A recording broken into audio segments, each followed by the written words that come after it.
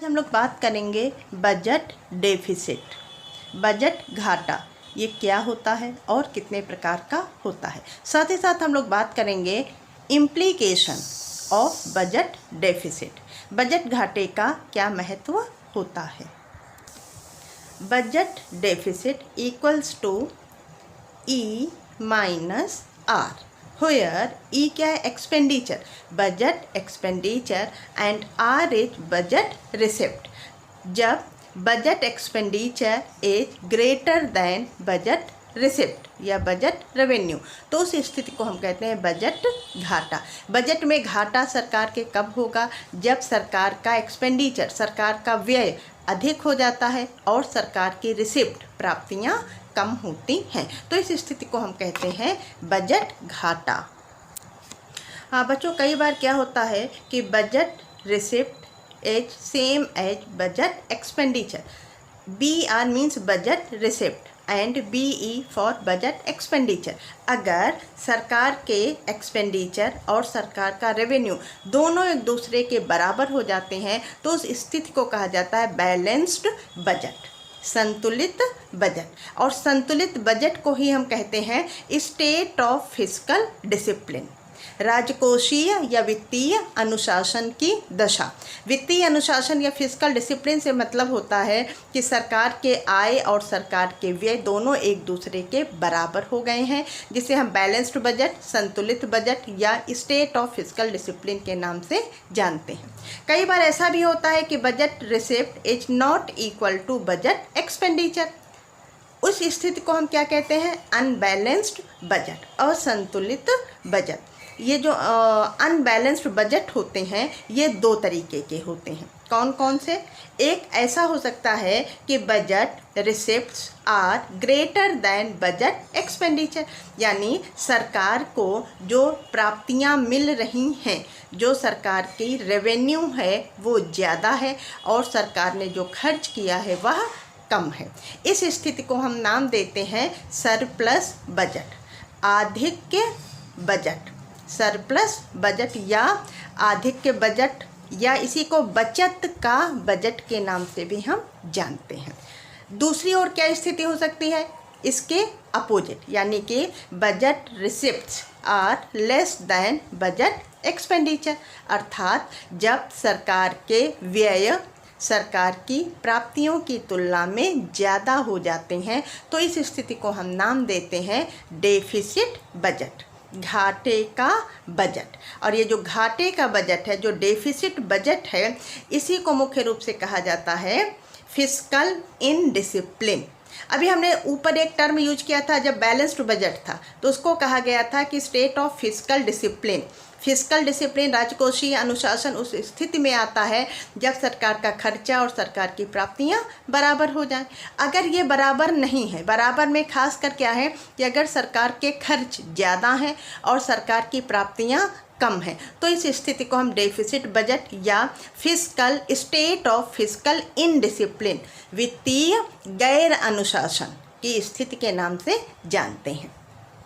जो surplus budget होता है वो मुख्य रूप से डेवलप्ड कंट्रीज में फॉलो किया जाता है। विकसित देशों के लिए इस बजट को अच्छा माना जाता है, लेकिन हमारी जैसी जो डेवलपिंग इकोनॉमीज होती हैं, जो विकासशील अर्थव्यवस्थाएं होती हैं, उनके लिए घाटे के बजट, डेफिसिट बजट को अच्छा माना जाता है, क्योंकि बजट में घाटा होना या बैलेंस्ड हो जाना या सरप्लस होना ये सरकार के अपने हाथ में है। सरकार अगर अपने एक्सपेंडिचर कम कर दे, आप जानते हैं कि सरकार डेवलपमेंटल एक्सपेंडिचर करती है, सरकार कंस्ट्रक्शन वर्क में काम करती है, सरकार इंफ्रास्ट्रक्चरल डेवलपमेंट करती है। अगर सरकार इन सब पर खर्च कम कर दे, सरकार उतना ही खर्च करे जितना कि उसको प्राप्तियां मिल रही हैं, तो क्या होगा, बजट तो आपका बैलेंस्ड हो जाएगा, लेकिन उससे कंट्री के लिए इंफ्रास्ट्रक्चर, कंट्री के लिए आधारभूत ढांचा अच्छा तैयार नहीं हो पाएगा।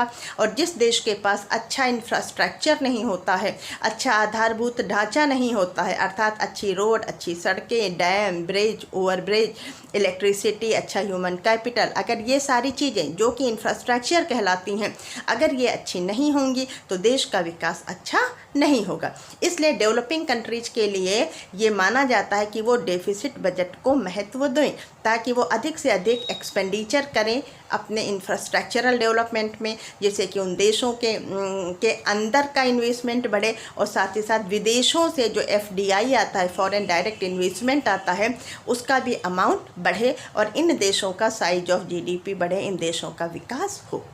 अब हम बात करते हैं, यानी अभी तक हम लोगों ने पढ़ लिया कि एक बैलेंस्ड बजट होता है, दूसरा अनबैलेंस्ड बजट होता है। जो अनबैलेंस्ड बजट हैं वो दो प्रकार के हो गए, एक सरप्लस बजट होगा, दूसरा डेफिसिट बजट होगा। अब हम बात करते हैं डेफिसिट बजट के टाइप्स। घाटे के बजट कितने प्रकार के होते हैं, जो कि डेवलपिंग कंट्रीज में मुख्य रूप से फॉलो किया जाता है। जो हमारा डेफिसिट बजट है, घाटे का बजट है, वो 3 प्रकार के होते हैं। एक होता है RDID मीन्स रेवेन्यू डेफिसिट, दूसरा होता है FD मीन्स फिस्कल डेफिसिट, और तीसरा होता है PD अर्थात प्राइमरी डेफिसिट, यानी राजस्व घाटा, राजकोषीय घाटा और प्राथमिक घाटा। तो ये 3 प्रकार के डेफिसिट बजट होते हैं। हमारे देश में इन तीनों का महत्व है। अब हम लोग एक एक करके इनकी स्टडी करेंगे। सबसे पहले हम बात करेंगे रेवेन्यू डेफिसिट, राजस्व घाटा। ये कब होगा revenue deficit? RD means revenue deficit equals to RE minus RR, और इसमें क्या कंडीशन बननी चाहिए कि RE ग्रेटर देन RR। ये RE क्या है? Revenue expenditure. RR क्या है? Revenue receipt. आप पढ़ चुके हैं कि सरकार की प्राप्तियों, रिसिप्ट्स को हम 2 भागों में बांटते हैं, रेवेन्यू रिसिप्ट और कैपिटल रिसिप्ट। हम यहाँ रेवेन्यू डेफिसिट की बात कर रहे हैं, यानी हम सिर्फ और सिर्फ रेवेन्यू अकाउंट की बात करेंगे। कैपिटल अकाउंट से यहाँ पर कोई लेना देना नहीं होता है। हम सिर्फ और सिर्फ रेवेन्यू रिसिप्ट RR और RE रेवेन्यू एक्सपेंडिचर की बात करेंगे। तो रेवेन्यू बजट में जो एक्सपेंडिचर किया जा रहा है और जो रिसिप्ट्स हो रही हैं, इन दोनों के बीच का डिफरेंस जो होगा उसे हम कहते हैं रेवेन्यू डेफिसिट। तो रेवेन्यू डेफिसिट, राजस्व घाटा कब होगा? जब revenue expenditure greater than revenue receipt.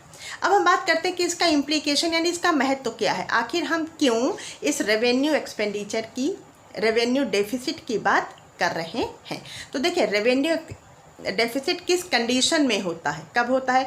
जब expenditure is greater then receipts हो जाए। किस अकाउंट की? रेवेन्यू अकाउंट की, रेवेन्यू बजट की। देखिए, उद्देश्य क्या होता है कि हम बराबरी पर आएँ। किस किस की बराबरी? रेवेन्यू और एक्सपेंडिचर की बराबरी। अगर इकोनॉमी में रेवेन्यू डेफिसिट हो गया है तो इसका मतलब क्या हुआ कि इकोनॉमी में फिस्कल इनडिसिप्लिन, वित्तीय अनुशासन में कमी हो गई, इनडिसिप्लिन हो गया है। क्यों इनडिसिप्लिन हो गया है? क्योंकि सरकार ने खर्च ज़्यादा कर दिया है और सरकार को जो रिसिप्ट मिली है, जो प्राप्तियां मिली हैं, वो कम हो गई हैं। अब देखते हैं कि अगर इकोनॉमी में रेवेन्यू डेफिसिट हो गया है, यानी कि एक्सपेंडिचर मोर देन रिसिप्ट्स हो चुका है, तो इसका मीनिंग क्या है? इस कंडीशन से इस कंडीशन नीचे तक आने के लिए सरकार को क्या करना पड़ेगा? देखिए, 2 टूल हैं, एक एक्सपेंडिचर है, दूसरा रिसिप्ट है। तो इन्हीं दोनों में हमें एडजस्टमेंट करना पड़ेगा। पहला हम क्या कर सकते हैं कि अपने रेवेन्यू रिसिप्ट्स को बढ़ा सकते हैं, और अगर हम नहीं बढ़ा पा रहे हैं तो हमें दूसरा क्या उपाय अपनाना पड़ेगा? हम अपने खर्चे को कम करें। आप लोगों ने कहावत सुनी होगी कि जितना चादर है हमें उतने ही पैर फैलाने चाहिए। पहले तो चादर बढ़ाने की कोशिश करो। That means you economy must have to try increase sources of revenue. जो आय प्राप्ति के साधन हैं उन्हें बढ़ाने की कोशिश करनी चाहिए। और अगर हम नहीं बढ़ा पाते हैं तब हमें क्या करना पड़ेगा? हमें अपने खर्चों में, रेवेन्यू एक्सपेंडिचर में कमी लानी पड़ेगी। अब हम देखते हैं क्या हमारे लिए रेवेन्यू रिसिप्ट जो RR है, इनको बढ़ाना या एक्सपेंडिचर को घटाना कहाँ तक संभव होगा।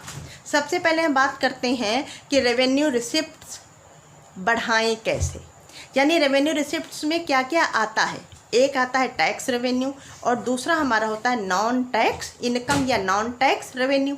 सरकार के लिए टैक्स अमाउंट, टैक्स की रेट को बढ़ाना आसान नहीं होता है। जब टैक्स का रेट बहुत ज़्यादा बढ़ने लगता है तो उससे आम जनता, खासकर जो गरीब वर्ग की जनता है, उसके ऊपर बर्डन ज़्यादा बढ़ने लगता है और आम जनता में असंतोष की भावनाएं आने लगती हैं। उसके अलावा टैक्स एक क्या होता है, मनी बिल होता है। तो मनी बिल को पास करवाना पड़ता है लोकसभा राज्यसभा दोनों जगहों से, तो वो एक लंबा चौड़ा प्रोसेस होता है। यानी कि टैक्स अमाउंट को बहुत ज़्यादा बढ़ा पाना सरकार के हाथ में नहीं है।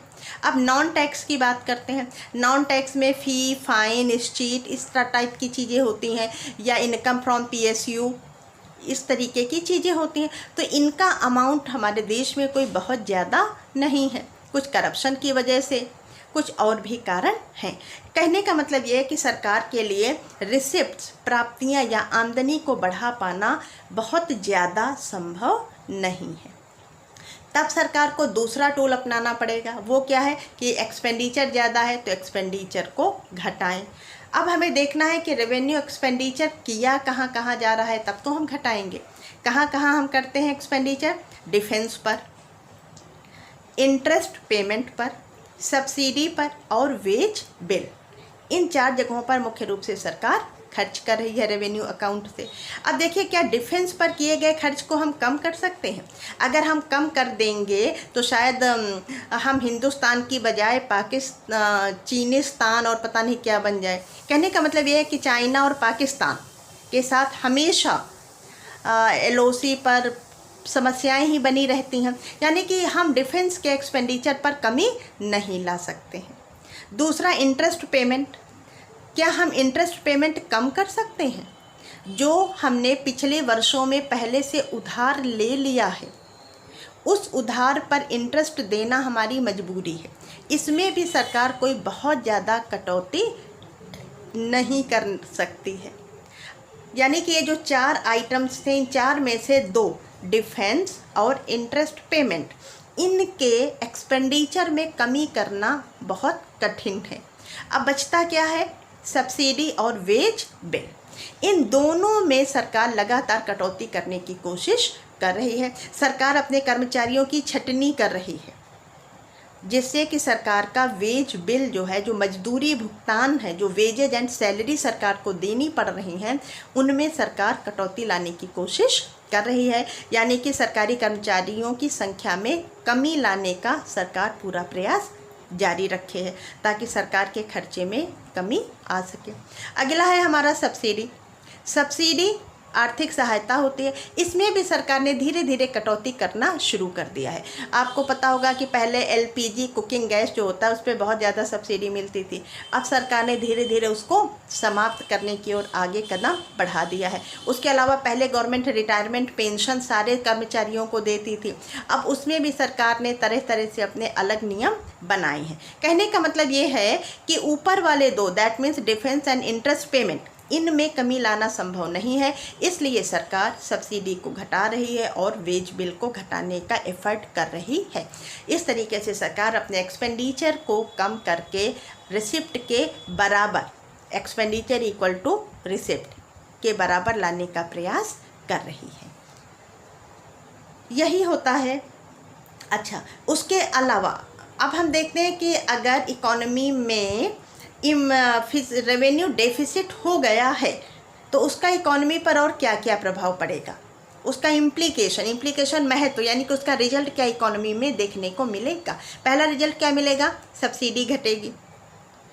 दूसरा क्या होगा? वेज बिल सरकार के घटेंगे, यानी कि कर्मचारियों की संख्या में कटौती लाई जाएगी और साथ ही साथ आम जनता को जो सब्सिडी सरकार की ओर से दी जा रही थी, जैसे मैंने अभी बात की LPG कुकिंग गैस की, कि उसकी सब्सिडी धीरे धीरे सरकार कम कर रही है। तो ये एक पहला रिजल्ट या पहला इम्प्लीकेशन होता है रेवेन्यू डेफिसिट का। दूसरा क्या है कि खर्च सरकार को कम करना है। अब खर्च सिर्फ इन्हीं दोनों मदों से कम कर पा रही है, बाकी कहीं कम नहीं कर पा रही है, और रेवेन्यू बढ़ाना है।